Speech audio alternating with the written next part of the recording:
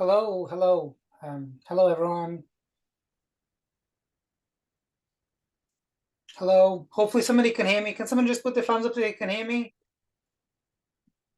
Can Yes, anyone? can hear Cool, you. cool, cool, cool, cool, cool. Thank you very much for everyone. I haven't been here for 2 weeks. Um, I'm really happy to be here. I've got a lot to talk about. Um, I'm very, very excited. Um, I've been saying throughout the whole 24, I said like so many times that the only way to really make a mark and outperform everyone else is when the markets slow down. The rest of the time it's kind of boring because you haven't really got a chance to prove yourself. And the last several weeks has been risk off, and I'm exuberant. I'm really excited. Even the stuff that I own, like Cloud Technologies, has been in my opinion, completely undervalued by the market. I'm very, very excited. So yeah, I'm really super delighted about this. I checked this morning. I was up about 20%, about 1% above the Nasdaq and 2% above the S&P. So I continue to believe, as I said always, I will 15% compounded annual growth rate. So we are 8 months through 2024, and we're doing okay on that front. So I suspect a few people might ask me at some point about OUST or something else, whatever you want to ask me. I would ask you that you ask that towards the end of the call. I've got plenty of time for you to ask me some questions if you have any questions. But generally speaking, I've had a bit of time to reflect in the past 2 weeks, and I'm very determined to improve. Now improve doesn't mean like I'm going to adopt someone else's strategy. That's not what I'm about.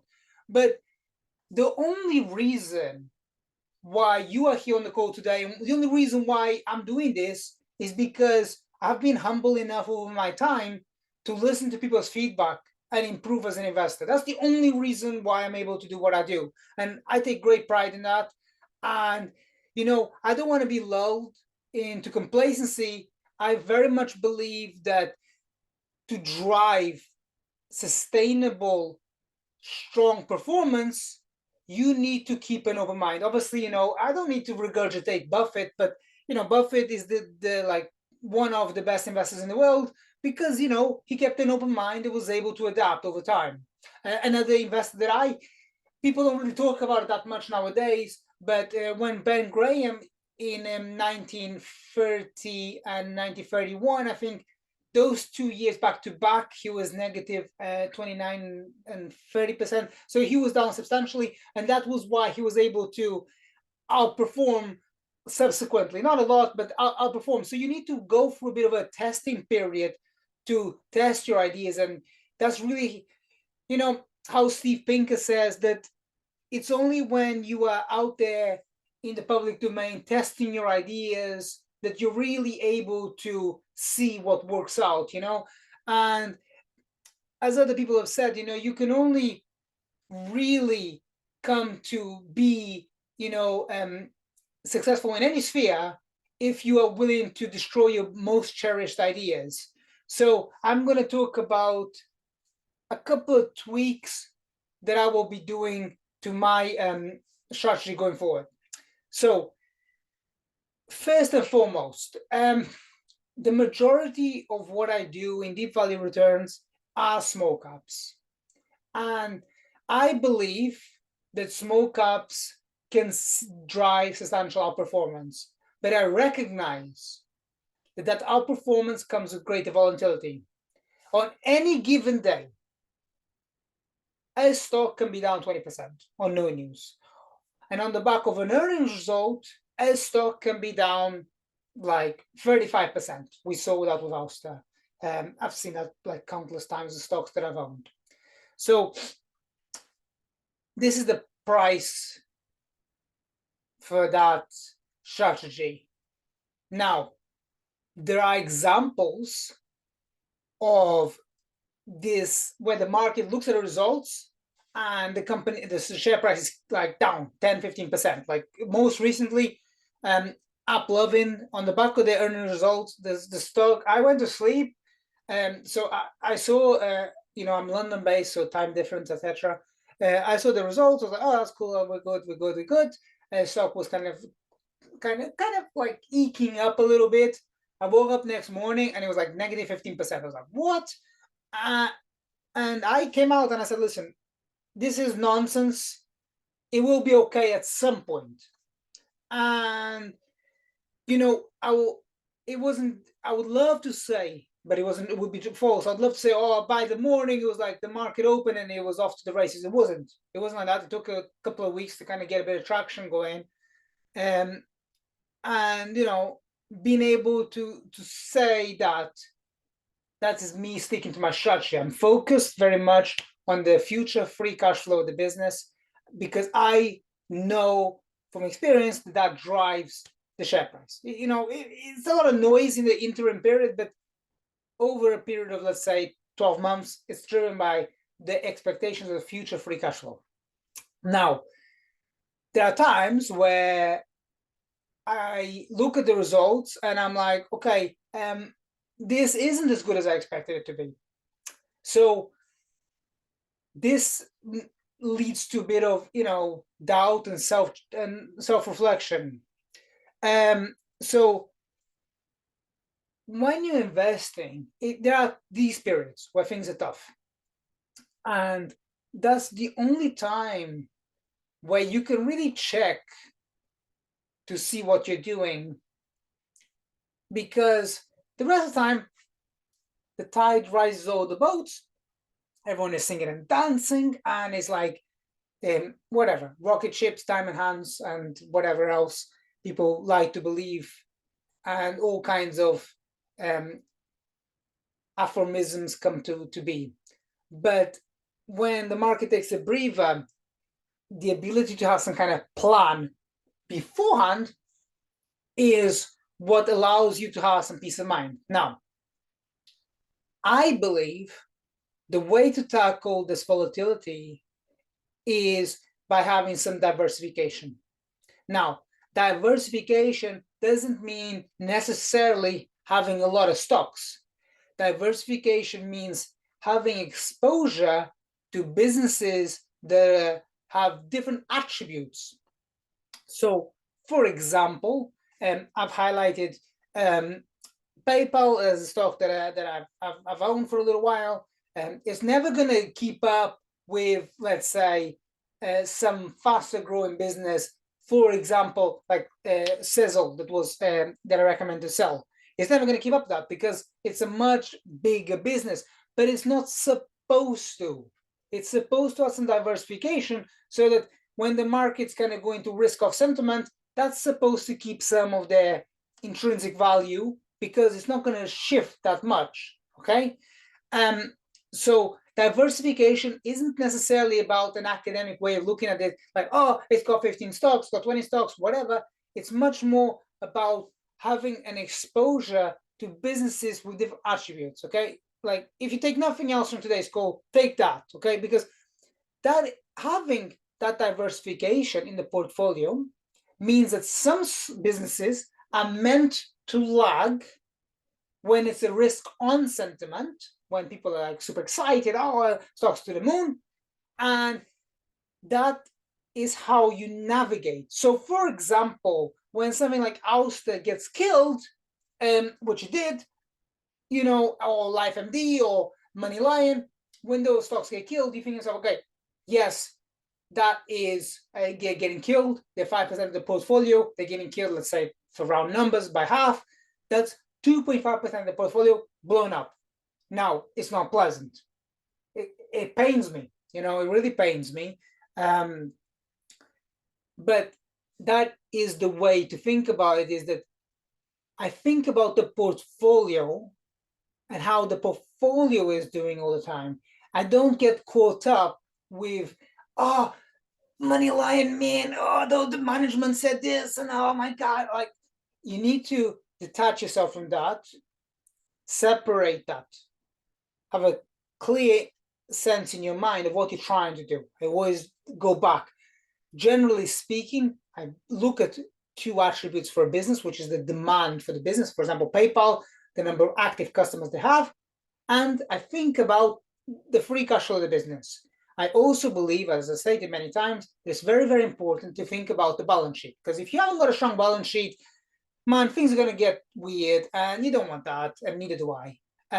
So it's important to think about the financial footing of the business. So if you've got a reasonable financial footing, or even better, something like Gigacal Technologies that has very strong balance sheet with no debt, things can happen. It's like super exciting, things can happen. So that's something to think about when you're thinking about investing in small caps, okay? So it's important to understand the portfolio as a whole, not just the kind of individual names and how that unfolds.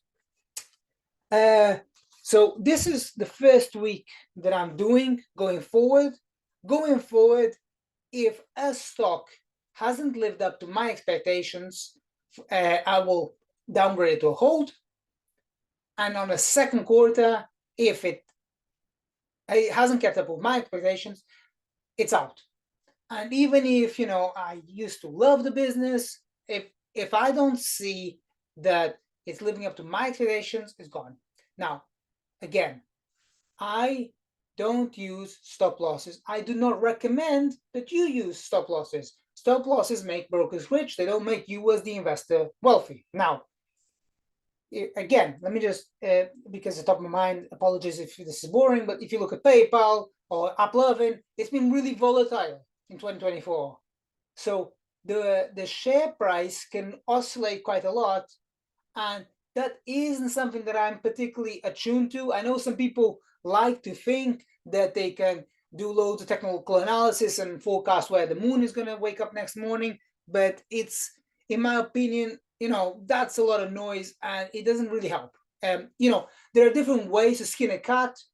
If that's something that you do, go for it. This is not something that I will do. I will stick to my lane, and I will keep improvising. I'll keep optimizing and improving for what I'm trying to do, and that is having an understanding of the value of the business. But, for example, LifeMD announced that I downgraded, and even if hypothetically the business downgrade to a hold, and then they have a good quarter, and the following quarter, again, it's not living up to my expectations, that's 2 quarters that didn't live up, so it's gone. So even if they have like a positive quarter in the interim, it's on my kind of concern list, and I will think about, and I'll let you know that this is something that I'm thinking about to be mindful of. Within that, what drives my expectations is my thought process of what next year's growth rates for the business will be. It's not important the quarter just been. Nobody cares about that. I know it drives a lot of excitement and share prices down or up or whatever, but the quarter just reported is completely meaningless. Nobody cares. It might care today or tomorrow, but in 30 days, that's like no here, no there. What is really, really important is gauging from this quarter what next year is going to be. This is something that is going to drive the share price. So again, if something doesn't live up to my expectations, I am very clear, depending on the business. For example, with OUST, I was looking at a specific number for the growth rate, and I said, okay, if it's growing at this amount, I estimated as conservatively as I could. I felt, okay, if it's growing at 45%, it may not need so much to raise so much capital, and therefore it's going to be a rewarding investment. And when the results came out, it was 39% the growth, and I was like, okay, yeah, that's not going to cut it, because it's decelerating at too quick a pace for me to be able to extrapolate this too far. It's down to hold. So I tried to explain that what I'm looking at in concrete numbers so that you can also see that and you can see where my rationale is coming from. So that's the first thing. The second thing that I'm looking to optimize is when to sell a winner. And this, I am going to annoy a lot of people. So I believe that it's much better to sell something like Sezzle or Palente when things have worked out. I sell it and I recognize the share price is still going higher, but I'm not playing that game. I'm buying something that has some hairs on it. I'm selling it when the outlook has improved slightly, and that's it, it's gone. And that's, I'm not playing the game of trying to sell at the peak. That's not the game I'm trying to play.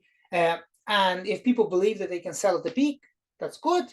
They should do it, more power to them. But the game I'm playing is when I'm buying something that's kind of like what I call kind of meh. It's kind of, it's okay, it's not great, has some hairs on it, and I sell when the outlook has slightly improved, and that's it. So I'm just trying to get that re-rating, that change in expectation or the change in perception. That, I believe, is where the outperformance can come from. Now, as a follow-on from that is the recognition that if you have 20 stocks in the portfolio, half of them is just going to be average, okay? A few names are going to do well, and some names are not going to do well. So the bulk is just, an average performance and nothing to write home about. But where the money can come from is a few outliers that do particularly well. Now, what's really, really important is to be quite quick to recognize when something is not living up to expectations, so you don't keep throwing more money at it. Okay, so when I downgrade something to hold, it's like, okay, that's it. I'm not going to chase it all the way down there, catch the falling knife, and I'll let you know straight away, okay, this hasn't lived up to my expectations, therefore I put it as a hold. Now, as a hold just means I still own the stock, but I'm not I'm not recommending it to you, and I'm saying I'm very transparent. I'll just let it ride out.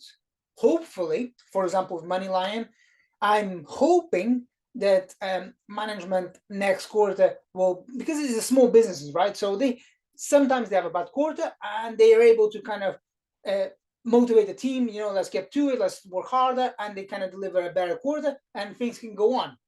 And because I own this stock since I think it was about $16,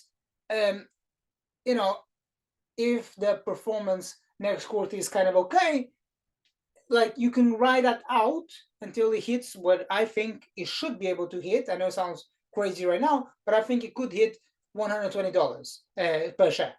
So it sounds crazy now, and the share price is 45 to think that, but I know from my experience that when these things get together, like to go up like 200% in a year is not irrational. So yeah, that's some of the things that I'm thinking about right now. I haven't seen some of you in 2 weeks, so if you have any questions, this is a time you can ask me about anything that you want, like OUST or something else that has happened that you'd like to know some more information about. This is a good time if you want to ask any questions.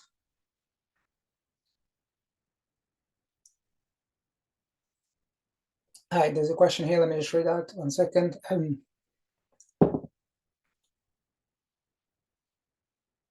So regarding Gate Cloud Technology and MoneyLion, does your thesis still stand? I know it takes time to recognize the profit, and sometimes the shares price falls and it's quite aggressive and cruel.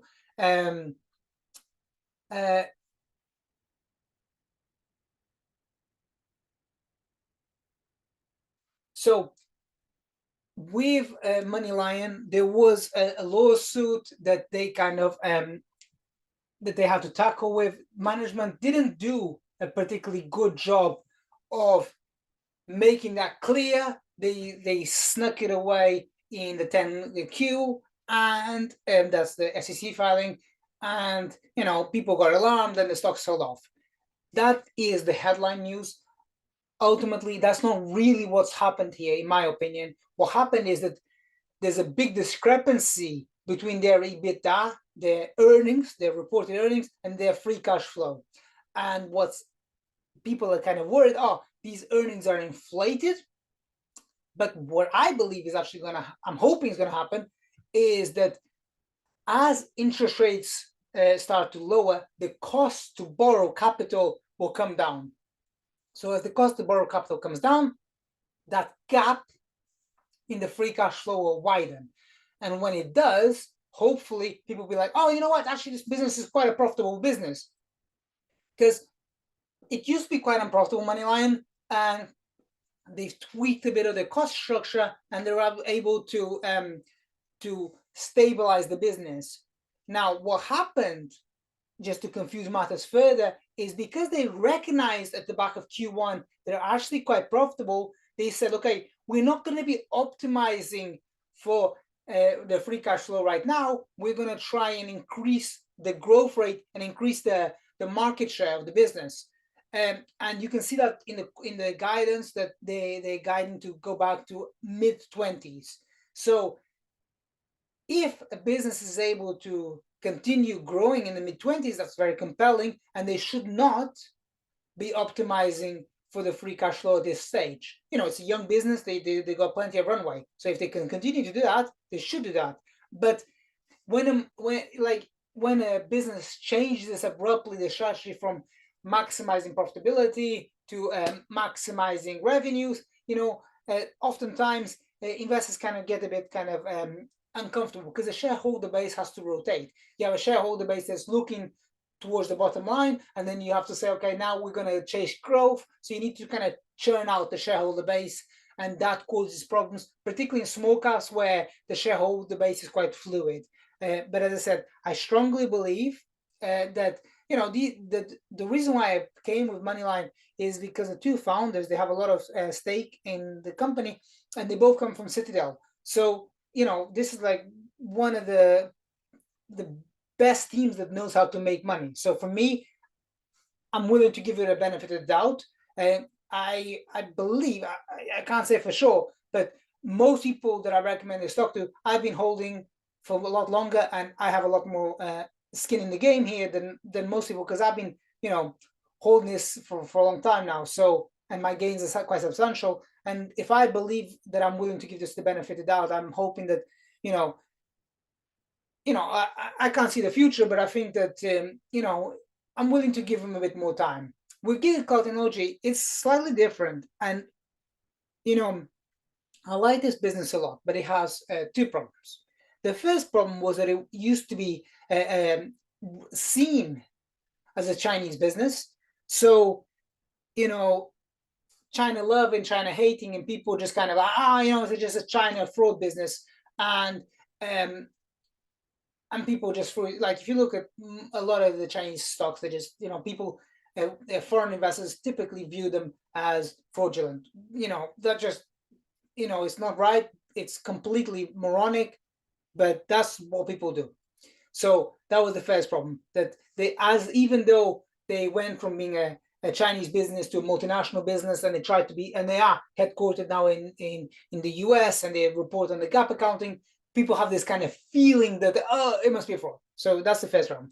The second problem here was that, in my opinion, even though I came to recommend Giggle Technologies before Seeking Alpha did, Seeking Alpha made such a big thing about it that it got a lot of retail investors in it. And when the share price came down, as the market sentiment kind of retraced, a lot of retail investors kind of, this is just like dumping the stock. And again, this is the problem of the small caps, that there's not a lot of institutional buy-in. But I've read some analyst reports, not that I care too much about what they say, but they generally feel that the stock should be worth around $50. I think it should be worth 60. But for all intents and purposes, the share price now is like 20. So it's like, it's, in my opinion, really, really attractive. It's a big holding for me. And I'm down. No, not down, but I'm kind of, it has come down. It was around 35 not too many months ago, so it's come down a lot. But I very much believe in this business, and Yeah, the numbers are squeaky clean if you look for them. And just lastly about gig technologies, for me, this is a big thing. So I've said this before. Look at the free cash flow, but also look at when you look at these kind of marketplaces, look at how many buyers there are. It's not important so much about the sellers, but the buyers. And the buyers numbers are very, very strong last quarter. So they report on a trailing 12 months. So it's kind of like it kind of fluctuates slowly up and slowly down. But last quarter for the trailing 12 months, it was up plus 69% year over year. So in Q1, I think it was around 29%. So from Q1 into Q2, they've really grown that. So it just tells you that there is a lot of demand. Again, it's important to look at the buyers, not so much at the sellers. And if you want to look at a quick case study for that, look at something like Etsy. So Etsy was, oh, we got loads of people selling on our platform, but the buyers were not there. So you need the buyers. The buyers, if there's a lot of buying demand, sellers will come onto the marketplace. You need the buyers. Like a good example of this, perhaps, at this moment in time, that wouldn't be the best example, but a good example of thinking about this is Airbnb. It's a marketplace type system, or Uber. So if there's a lot of buyers coming in, then the sellers will come to that marketplace. And these types of ecosystems, in my opinion, are really, really interesting because you're just taking a take share from the business. It's quite asset light. And you can see that with Gear Cloud, it's quite asset light, hasn't got a lot of CapEx demand. And I am generally a big fan of this asset light businesses that can just, make a take on the volume that coming through the marketplace and drive quite a lot of free cash flow. Yeah. So if anyone else has any other questions that they would like to ask or discuss. Yeah, Mike, this is Haji. Hey, Michael. This is Hello. Haji. I have a question. Can you hear me? I can hear you very nicely. Okay, great. So first of all, I want to thank you on the day, I believe it was on Monday or the Friday, when you were telling us that we are going to forget this time, it's going to go away. And especially on that Monday, over the weekend when the stock price, like the mostly was 10% down. And right after the market opens, maybe within a couple hours, it start putting it back. So, I mean, thanks for that. So that because you helped me not to sell. I mean, otherwise I was in the panic sell. Come closer to the microphone. Come closer. Okay. Yeah, otherwise I was in the panic sell mode because what if it goes down more? What if it goes down more? So I was planning to sell, but after I read your post and I said, hey, today I'm not gonna look at it. I'm just gonna close the PC and then I'm not even take a look at the stock market. Thank you for that. And you mentioned about the stop loss. Here's my question comes. Couple times, and today I had to in and out, leave the room a couple times. So I didn't really get your point. So I see you're not a big fan of stop loss, but what should be our approach? Like the selling. What does the selling should be based on the performance of the company, not the performance of the stock? So what's your recommendation? Maybe I didn't get it clearly. Yeah, very clear. Got it. So first thing on that Friday, thank you so much for recognizing that because nobody. I felt that was like the acumen or like the my whole experience, like as if came on that day, and like from years of seeing the stock market, and I was like, my God, I sold an absolute gem of a bit of an insight, and nobody cares about it. So thank you so much. I couldn't appreciate it more, because it was like when there's these kind of dislocations in the market. For example, either market goes up a lot or the market goes down a lot. It doesn't last, or either on the upside or downside. But a lot of people, I don't know if you ever play chess, but if you like, you probably can relate to this. Sometimes you just make these like dumb moves where you kind of put the queen in front of your king, and someone just puts a bishop in the way, and you're like, I just lost my queen, and like you get like sucker punched in the face. And this is where I feel that having a bit more experience pays, because that's okay. People are gonna get sucker punched. It's brutal. I display my portfolio always. This is my portfolio, and I always put links everywhere. You can check it in real time. And I was getting hit as well. But I said, I know that this will, by in a couple of days, everything is going to be hunky-dory and this will be fine. So, that's the experience to know when it's a systemic sell-off. And when it's a systemic sell-off, you don't need to do anything. It's very, I like to work out. I generally recommend going for a run because I like running. But, when it's those periods, I've seen a few of those periods in my time. My best advice is stay away from the share price and go and exercise. I like to work out quite hard on those days. It's really just, I feel that's really good. If you can't, if you can't work out, go for a walk. But I just generally like to be quite brutal on those days and, really put in a bit of a sweat, and it kind of re-centers me. But if you just want to kind of sit down and have some tea, you can do that as well. But I generally like to kind of put a bit of strain, cortisol going through your body, but and related to the business. That's the first thing. The second thing about the stop losses, as I said before, not you, but a person needs to be really, really, really careful with that, because there are these periods where shares just go on sale and people get stopped out, and then they come in, like, let's say 2 weeks later, and the share price is up another, let's say 5 or 6% off the bottom. So if you think that in a year the average performance of the S&P in average is about 9%, 9 and change. You think about that, and you, over a 2-week period, you just given up to the market 5% because you kind of sold as things were going down, and then kind of when things look slightly more stable, you kind of got in. You've just burnt through half of the year's performance. So I believe a much better thing to do is to control what you can control. And by that I mean, you can't control the share price that you sell at, okay? You can't control that. But you can control where you deploy your capital, and you can control yourself to sit on your hands for a little bit of time. And you will find that more often than not, stocks don't go down in a straight line. And there will be a better time when you are able to act, okay? And you say, okay, hypothetically speaking, you look at a business, for example, and you're like, okay, I like to look at this gauge. For example, if the top line of the business is growing, let's say 20%, it kind of makes sense to pay 40 times earnings, okay? Like, you don't want to, but it kind of makes sense, okay?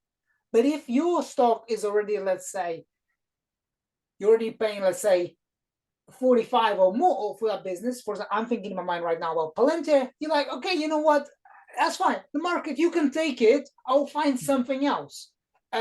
So I don't like to use stop losses. And PLTR is a classic example. So when I recommended PLTR, I recommended it $10. Within 2 weeks, it was down to $7. Man, that was awful for me. I felt like an absolute sucker. And it sucked. It was 2022, and market was sell off, and I thought that this was like really interesting amount of free cash flow that the business could make, but it went down 30%. Now, if you fast forward to now, 2 years later, the share price is at like slightly above 30, but it was a really, really volatile period.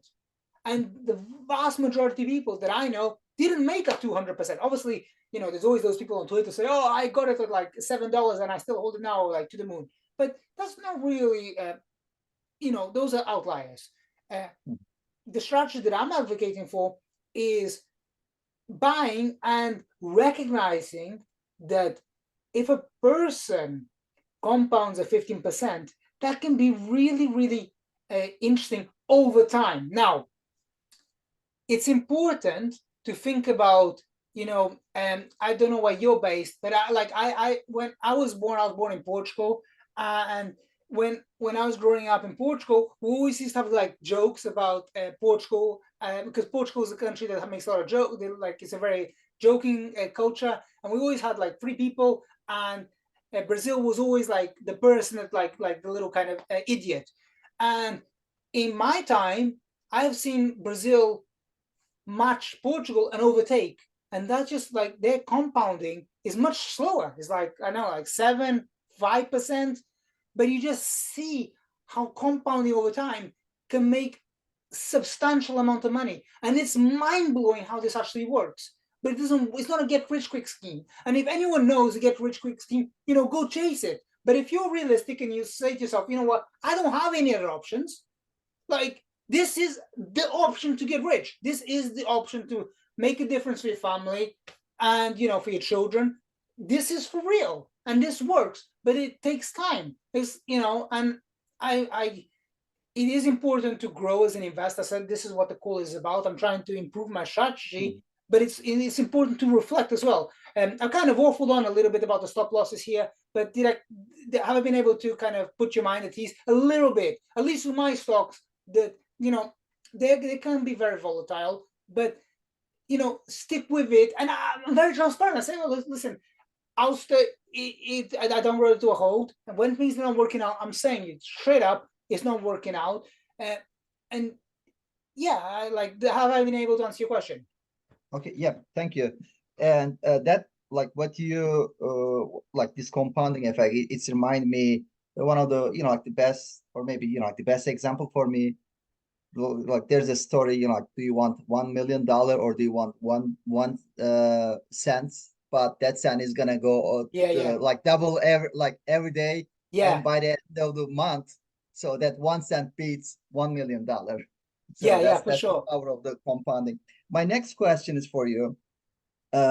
Like during those market time, brutal time, I was also checking, like I'm trying to learning. That's my point. And I was trying to, like to get learning from other resources as well, but those are not seeking alpha. One of the terms that I like came across a lot, hedging. I mean, I know like it's a bit risky term, and I don't have an experience. I'm kind of try to learning it, but based on your personal experience, like, do you see any, I don't know, benefits, or do you recommend us to learn hedging? Like, so I'll just answer that. I got a perfect answer for that. 2 things. Number one, if you need to hedge any position, don't buy it. Okay, that's the first thing I'll say. If you need to hedge, try and be the smartest guy in the room, just don't buy that business. That's the first thing I'd say. Secondly, a lot of stuff with investing is made to make the person sound smarter. Don't try to be the smartest guy in the room. And lastly, when I say to people, if you want to invest, you put, let's say, a small amount of money that you don't need to touch for about 2 years. And that is it. It's locked in that business. And it's a business that it will grow. It's going to have good days and bad days. Like, I'm having a good day or bad day, but it's a business. It's a real business. And, I strongly believe that if you just think of it as a business, you won't feel that kind of emotional about it. Did I answer your question? Yep. Thank you, Michael. I appreciate that. That was it. That was all my questions. Okay, that's all I've got time for today. I'd like to say thank you very much for the turnout. Really appreciate everyone came on the call. Thank you for the questions. I'm really, really excited to be back and like helping you people think about investing and stuff. And